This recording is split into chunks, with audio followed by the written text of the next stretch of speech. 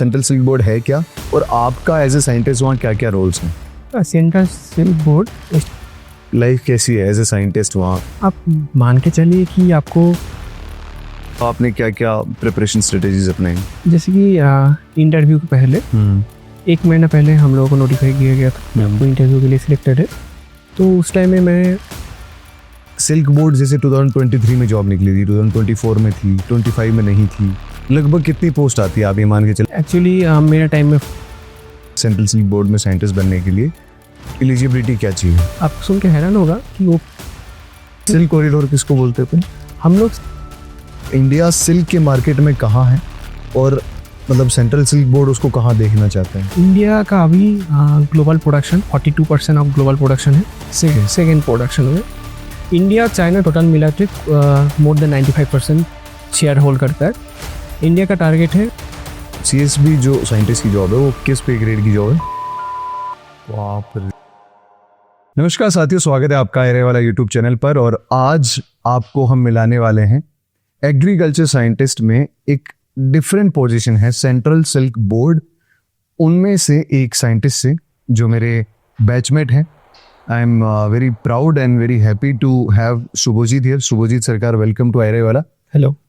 सबसे पहले मैं आपको शुभजीत के बारे में बता दूं कि हम 2023 नवंबर में साथ में हमने अपनी PhD शुरू की, और शुभजीत हमेशा से बहुत ही ज़्यादा डेडिकेटेड थे, और उससे पहले हम रूममेट थे।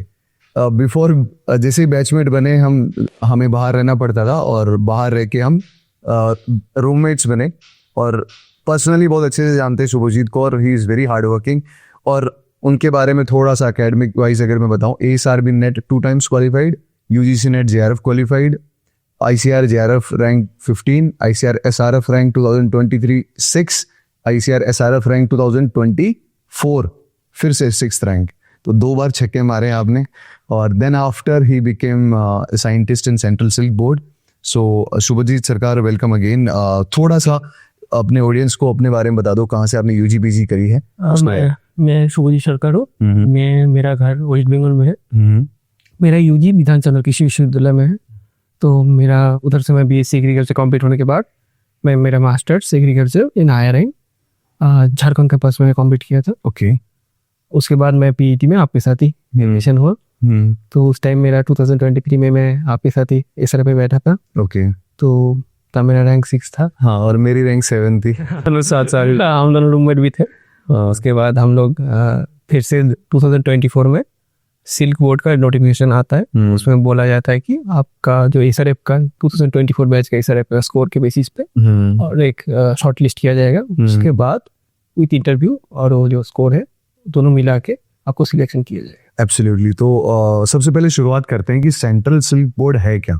आप दर्शकों को ये बताओ कि क्या साइंटिस्ट कैसे मतलब सेंट्रल सिल्क बोर्ड है क्या, और आपका एज ए साइंटिस्ट वहाँ क्या क्या रोल्स हैं? Central silk board statutory body है। हम मिनिस्ट्री ऑफ टेक्सटाइल के अंदर आते हैं। ओके।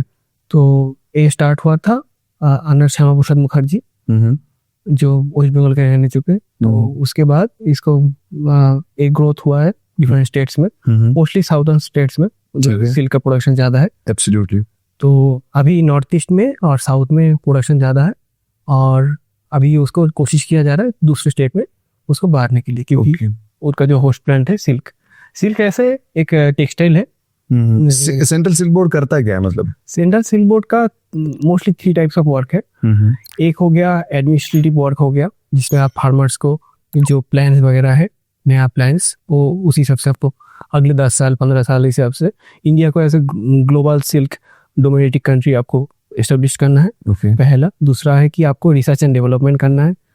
डिफरेंट सिल्क में डिफरेंट कंपोनेंट्स है, जैसे soil to silk host plant होगा। उसके बाद होस्ट प्लांट के जो लीव्स है उससे आप लार्वास को खिलाएंगे, उस लार्वा से पीपा बनेंगे। पीपस के जो कोकून है, कोकून से सिल्क बनता है। तो आपको कोकून जो सिल्क है, सिल्क का quality, post cocoon technology, silk का होस्ट प्लांट क्वालिटी सब आपको मेंटेन करना है। ओके। उसके बाद भी आता है कि आपको जो कोकून साइकिल से जो सिल्कवर्म का लाइफ साइकिल है आपको कंप्लीट करने के लिए उसका एग सेक्टर भी आपको मेंटेन करना है। तो सीड सेक्टर हो गया। ओके। उसके बाद आ गया कि आपको एक्सटेंशन भी करना है कि नया टेक्नोलॉजी फार्मर्स में कैसे पहुंचे। ओके। तो हम लोगों का मेनली 3 काम है, research and development, extension work और जो seed management, pure quality seed management. Okay, so ये सिल्क बोर्ड के मेजर काम होते हैं। और एज ए साइंटिस्ट आपकी क्या जॉब है वहाँ? अब मेरा पोस्टिंग लादेगढ़ में है, जोरहाट। जोरहाट आसाम। तो उधर मेरा काम है सॉइल, मैं सॉइल साइंटिस्ट हूँ। तो मेरा soil nutrient mapping, fertiliser management, जो भी रिसर्च है, सॉइल रिलेटेड रिसर्च है, मेरा एज ए आउटकम और कैसे सिल्क पे इफेक्ट देगा, कैसे बेटर होस्ट प्लांट वो कैसे सिल्क क्वालिटी पे इफेक्ट देगा। जब बैठ ओके, जो ऐसे जो लीफ है वो तो सिल्क का फूड हैबिट है, तो उसको हम कैसे बेटर कर सकते हैं, nutritional food habit. Okay, so ये आपकी जॉब वहाँ रहती है, ये आपकी जॉब रोल्स हैं। ठीक है शुभजीत, नेक्स्ट अपन बात करते हैं कि इंडिया सिल्क के मार्केट में कहाँ है और मतलब सेंट्रल सिल्क बोर्ड उसको कहाँ देखना चाहते हैं? इंडिया का अभी global production 42% of global production है, सेकेंड प्रोडक्शन में। इंडिया चाइना टोटल मिला के मोर देन 95% शेयर होल्ड करता है। इंडिया का टारगेट है हम चाइना को क्रॉस करके as a global leader establish करें। अभी 46,000 मेट्रिक टन प्रोडक्शन है। हम चाहते हैं कि आगे आने वाले 2050 तक इसे प्रोडक्शन 80,000 मेट्रिक टन पर पहुंच जाए। ओके, तो हम लोगों का अभी तक बाहर से हम सिल्क लाते भी है क्योंकि हम लोगों का डिमांड ज़्यादा है प्रोडक्शन से, तो हम चाहते हैं कि डिमांड भी फुलफिल। डिमांड ये किस किस में अपन सिल्क वगैरह यूज कर सकते हैं? जैसे सिल्क की साड़ियाँ हो गई। सिल्क की साड़ियाँ सबसे महंगा होता है। अच्छा, तो आपको 50,000 के ऊपर से मिल जाएगा। मुगा सिल्क साड़ी 50,000 प्लस होता है।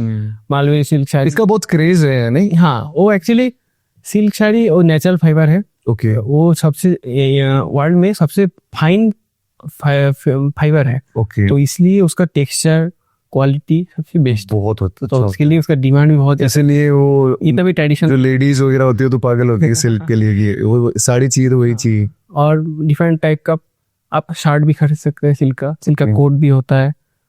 डिफरेंट टेक्सटाइल के साथ मिला के सिल्क का कंपोनेंट एक साथ कंपोनेंट भी निकलता है मिक्स में। तो एक अलग सिल्क ही बेहतर है। सिल्क का महंगा आता है थोड़ा क्योंकि क्वालिटी की वजह से, वो सिल्क का बहुत डिमांड है। ओके, मुझे तो लगा था शुभजीत हमारे लिए शर्ट लेके आएंगे सिल्क का। ये अगली बार जरूर लेके आएंगे।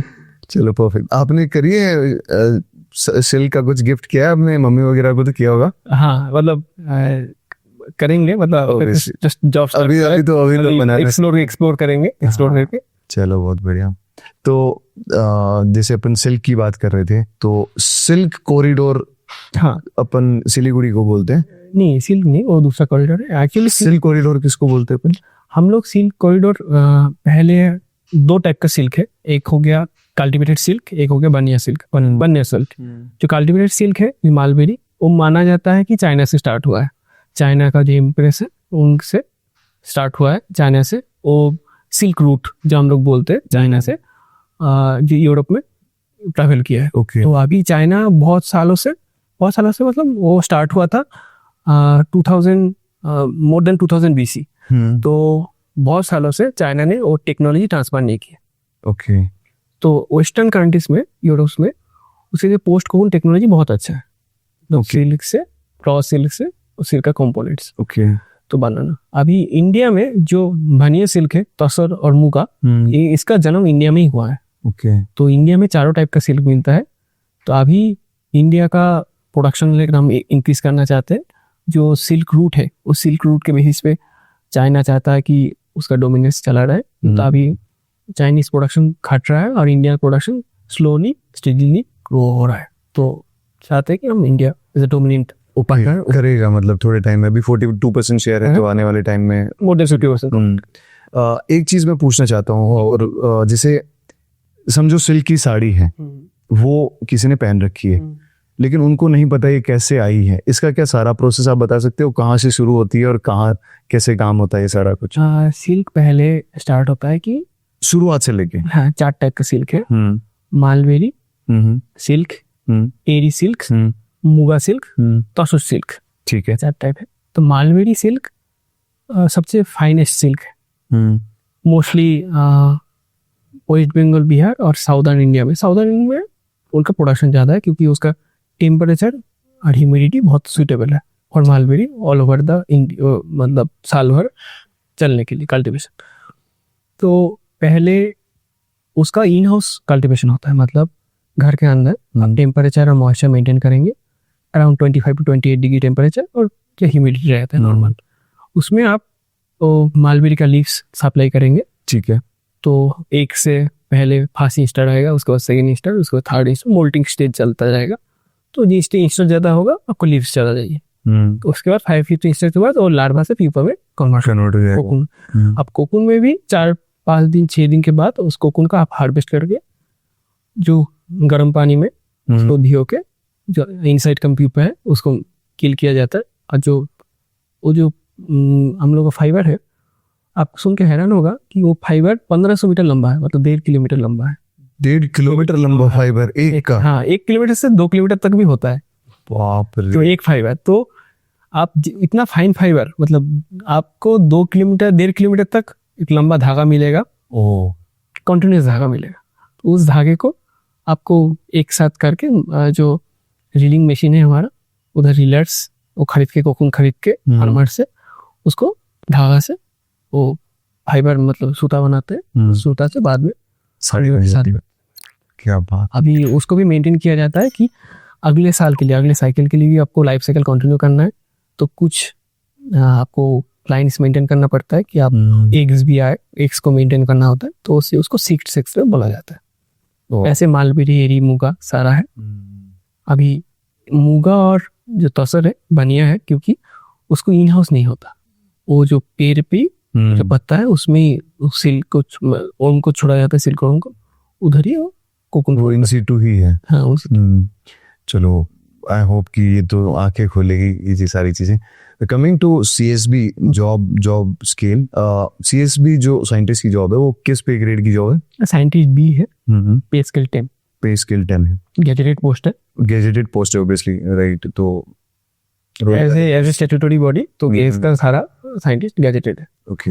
सो CSB में साइंटिस्ट बनने के लिए, सेंट्रल सिल्क बोर्ड में साइंटिस्ट बनने के लिए एलिजिबिलिटी क्या चाहिए? एलिजिबिलिटी आपको MSc रहना चाहिए। ओके। MSc के साथ आपको वो लोग 2023 से अपना सेपरेट एग्जाम कंडक्ट नहीं करते। वो सेपरेट एग्जाम नहीं करते, वो ICR SRF के अंडर जो स्कोर है, पहले उनका वैकेंसी हिसाब से सीट निकाला जाता है कि आपको जेनेटिक्स में चाहिए, सेरिकल्चर में चाहिए, एग्रोनॉमी में चाहिए, सॉइल साइंस में चाहिए, बायोटेक्नोलॉजी में चाहिए, एंटोमोलॉजी में ऑब्वियसली चाहिए, पैथोलॉजी में चाहिए। तो सारे पोस्ट में ऐसे पोस्ट निकालते, पोस्ट के हिसाब से उनको एलिजिबिलिटी एग्जाम है SRF में उनका जो नंबर ऑफ वैकेंसी है into 5, इतना आप क्वालिफाई करेंगे इंटरव्यू के लिए। ओके। मान लीजिए 2 सीट है, तो हम 10 लोग क्वालिफाई करेंगे इंटरव्यू के लिए।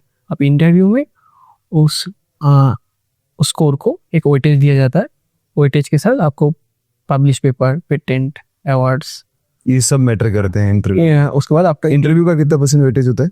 Around 30 to 40%। ओके। उसके बाद आपका वो रिटन स्कोर हो गया, मतलब ऑब्जेक्टिव MCQ जो SRF है उसका मार्क्स, स्कोर, पेपर, अवार्ड्स और MSc का जो CGPA है उसको मिला के 100 में कन्वर्ट कर। ओके।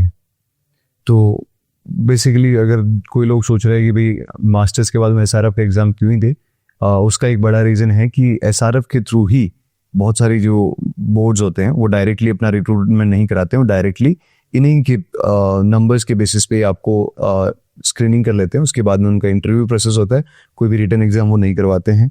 जो SRF का स्कोर है उसी के बेसिस पे रख लिया जाता है और आगे जाके वो इंटरव्यू से स्क्रीनिंग करके जो भी उनका मेथड है मार्किंग का, उसके आगे बढ़ा देते हैं और डायरेक्टली सिलेक्शन ले लेते हैं। So that is good thing कि वो अपना खर्चा तो बचा रहे हैं, बट हाँ उनका ट्रेनिंग प्रोसीड्योर बहुत अच्छा है। हम लोग 3 months का ट्रेनिंग। ओके। जॉब लगने के बाद 3 महीने की ट्रेनिंग होती है? 3 महीने की ट्रेनिंग हुआ था। ओके। तो 100 days 104 days ट्रेनिंग हुआ था। उसमें हम लोग मणिचंद्र रेड्डी हैदराबाद में ट्रेनिंग किए। उसमें हम लोगों को जो हम लोग का डिफाइंड रूल्स रेगुलेशन क्राइटेरिया वगैरह सिखाया गया है। सेंट्रल मिनिस्ट्री में अंडर जो रूल्स रेगुलेशन रहता है, common CCS rules, behavioural patterns, सारा कुछ सिखाया गया है। उसके बाद हम लोगों को सेरिकल्चर में 60 days तक ट्रेनिंग हुआ है। ओके। सो आपको अच्छे से ग्रूम किया गया उसके लिए। तो आफ्टरवर्ड्स मैं आपसे ये पूछना चाहूँगा कि सिल्क बोर्ड जैसे 2023 में जॉब निकली थी, 2024 में थी, 25 में नहीं थी, तो हर साल तो नहीं निकलती, लेकिन vacancy- अल्टरनेट निकल जाती है। और लगभग कितनी पोस्ट आती है, आप ये मान के चले, जैसे आप सोयल साइंस में, तो सोयल साइंस में कितनी पोस्ट आई थी? एक्चुअली मेरे टाइम में 4 सीट आए थे ओके। और 2023 में सीट आया था, 2025 में सीट आया है, 2026 में भी सीट आया था। तो मैं 24 का ही मैं SRF देके ज्वाइन किया हूँ 25 में। 25 का जो सीट है 26 में ज्वाइन होगा। अगले साल आ भी सकता है, नहीं भी आ सकते, उनका वैकेंसी के ऊपर। बट हाँ, नहीं, थोड़ी कंसिस्टेंट तो हो रही है अभी धीरे-धीरे। 2-3 साल में वो आता रहेगा। ठीक है।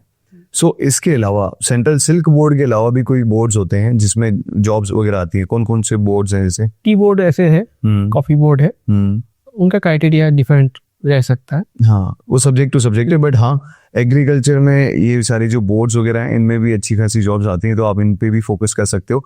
जो ट्रेडिशनल जॉब्स आप देखते हो, उनके अलावा भी बहुत सारी जॉब्स है जिनको बहुत ज़्यादा नहीं पता है, और आपको जान के हैरानी होगी कि भाई ये सारी जो जॉब्स हैं उनमें एग्रीकल्चर वाले बच्चे भी सारे के सारे एलिजिबल होते हैं। बस वो सब्जेक्ट टू सब्जेक्ट मैटर करता है, कौन से सब्जेक्ट्स में कौन सा टी बोर्ड में कौन सा है, जैसे प्लांटेशन वाला है, या कॉफी बोर्ड में कौन सा है, सिल्क बोर्ड में है, तो रबर बोर्ड में भी जैसे जॉब्स आती हैं, तो इनके लिए भी आप रेडी रह सकते हो। आपने प्रिपरेशन इसके लिए, मतलब SRF की प्रिपरेशन की ऑब्वियसली, बट उसके अलावा आपने क्या क्या प्रिपरेशन स्ट्रेटेजीज अपनाई? जैसे कि इंटरव्यू के पहले 1 महीना पहले हम लोगों को नोटिफाई किया गया था वो इंटरव्यू के लिए सिलेक्टेड है। तो उस टाइम में मैं जो सेंट्रल सिल्क बोर्ड का वेबसाइट है, मिनिस्ट्री ऑफ टेक्सटाइल का वेबसाइट है, जितना भी डॉक्यूमेंट्स है रिगार्डिंग सिल्क्स, मैंने सारा कवर किया था। आपको अंडरस्टैंडिंग रहना चाहिए जिस बोर्ड पे इंटरव्यू देने जा रहे हैं उसका बेसिस क्या है, उसका क्या बेसिस है। मतलब आप एग्रीकल्चर बैकग्राउंड से है तो आपको एग्रीकल्चर पता है, आप सिल्क में जा रहे हैं, सिल्क में सॉइल टू सिल्क। इंटरव्यू में क्या क्या सवाल पूछे आपसे? इंटरव्यू में मुझे सॉइल फेयर से पूछा गया है, अच्छा, खुद का सब्जेक्ट। बीच बीच में मुझे सेरिकल्चर से पूछा गया है, सेरिकल्चर में प्रोडक्शन कितना है। कितने लोग थे पैनल में? 6 लोग थे। 6 लोग थे, ऐसे माहौल बना रखा था, बढ़िया। तो हाँ, सही था। 5 साइंटिस्ट से ऐसे पूछे थे मुझे ऑन द सेरिकल्चर बैकग्राउंड, और सिल्क सॉइल से पूछे थे, और एक साइंटिस्ट थे जो मुझे पूछे on general knowledge aspect. Okay. Narendra हम लोग का प्राइम मिनिस्टर डॉक्टर जो मोदी जी है, वो कहाँ अभी विजिट कर रहे हैं, कौन सा कंट्री में है। अच्छा, करंट अफेयर्स भी पूछ लिया आपसे? तो हम लोग का ये भी पूछा गया। परफेक्ट। तो इसके अलावा अगर मैं सुजीत आपसे पूछूं कि भाई लाइफ कैसी है एज ए साइंटिस्ट वहाँ सेंट्रल बोर्ड में? आप मान के चलिए कि आपको ऐसे गवर्नमेंट जॉब कर रहे हैं तो आपका भी कुछ चाहिए, मतलब ऐसे लाइफ पे एक्सपेक्टेशन रहता है कि आपको कैसा जॉब चाहिए, और जो आपको जॉब प्रोवाइड कर रहे हैं, आप एम्प्लॉय है, वो भी एम्प्लॉयर है, उनका भी कुछ एक्सपेक्टेशन चाहिए। तो एज ए वर्क लाइफ मैं कहूँगा ठीक है, क्योंकि मुझे काम करने का भी मौका मिलता है, और मुझे अपना लाइफ भी मेंटेन है। तो उस हिसाब से मैं बोलूँगा सेंट्रल सिल्क बोर्ड ठीक है। Okay, perfect. कुछ लोगों का ये डाउट होता है कि उनको BSc के बाद में, ज़्यादातर लोग यही सोचते हैं कि मुझे जल्दी जल्दी जॉब चाहिए, तो उनके पास एक ऑप्शन है कि BSc के बाद में वो डायरेक्ट सिर्फ और सिर्फ जॉब की प्रिपरेशन पे लगे हैं। एक जैसे आपने अपनाया और बहुत सारे IRI के स्कॉलर्स अपनाते हैं कि भाई हायर स्टडीज़ में आते हैं, मास्टर्स के साथ वो जॉब की प्रिपेयर करते हैं, PhD के साथ वो जॉब की प्रिपेयर करते हैं, और जब उनकी जॉब हो जाती है then they take the job. तो आपका क्या कहना है कि बैलेंस्ड अप्रोच कौन सी है, और जो जूनियर्स हैं वो उनको कौन से पाथ पे ज़्यादा बेनिफिट हो सकता है? नहीं, आपको जिंदगी में जो मोटिव है वो आपको पहले समझना चाहिए, क्लियर होना चाहिए कि आपको पहले ही आप UG के बाद सोचे कि मुझे UPSC वगैरह में जाना है, तो मैं कहूँगा UG के बाद आप UPSC में अच्छा होगा, क्योंकि आपका 12 तक का सिलेबस जो है ऑलरेडी कवर था, तो अच्छा होगा। किंतु उसके लिए भी कुछ रिस्क फैक्टर काम करेगा। आप ज़्यादा रिस्क फैक्टर में नहीं जाना चाहते तो आप ASC कीजिए, हायर डिग्री लेते रहिए, बीच में जब जॉब आएगा आप उसके लिए तैयारी कीजिए। किंतु उसमें भी आपको जो वर्क लाइफ प्रेशर है, स्टडी प्रेशर है, वो ज़्यादा होगा, क्योंकि आपको डिग्री भी मेंटेन करना पड़ेगा, उसके साथ आपको रिसर्च भी करना पड़ेगा, आपके उसी साथ आपको जॉब की तैयारी भी करना पड़ेगा। तो आपको ये सोच के मान के चलना है कि आपको क्या चाहिए ज़िंदगी में। आपको लगता है कि आप साइंटिस्ट पोस्ट के लिए जा सकते हैं, तो आपके लिए डिग्री चाहिए, क्योंकि टाइम लगेगा उसमें। तो उसके लिए आपको डिग्री एलिजिबिलिटी भी चाहिए और डिग्री भी चाहिए। और आपको पहले से लगता है कि मैं पहले जॉब कर लूँगा तो आपको इस सालों में आपको इंक्रीमेंट वगैरह मिलेगा, तो एक टाइम के बाद जब आपके दोस्त वगैरह पीएचडी करेंगे उस टाइम में आपको अच्छा खासा इंक्रीमेंट का अच्छा सैलरी में चले जाए, तो उस हिसाब से आपको यूजी के बाद जॉब रहता है मेरे हिसाब से। तो आपको क्या मोटिव है आप वो पहले वो डिसाइड होना चाहिए। आप मतलब अनक्लियर होके तो सारी चीज़ें नहीं हो पाएगी, तो क्लियर होना जो बहुत मोटिव है आपका वो क्लियर है। Theory nice. और उसके अलावा शुभजीत, आप जैसे अभी तो जॉब में हो गए हैं, अब अपने जूनियर्स आप लोग आपको जो आज देख रहे हैं वो सेंट्रल सिल्क बोर्ड की तैयारी करना चाहते हैं, तो आपकी तरफ से उनको क्या हेल्प हो सकती है कि भाई अब आप कैसे उनको मेंटर दे सकते हैं? नहीं, हाँ, मैं उनको जितना भी ओपन सोर्स डॉक्यूमेंट्स है वेबसाइट में मैं उनको सजेस्ट कर सकता हूँ, उनको बोल सकता हूँ कि आपको कैसे प्रिपरेशन करना है।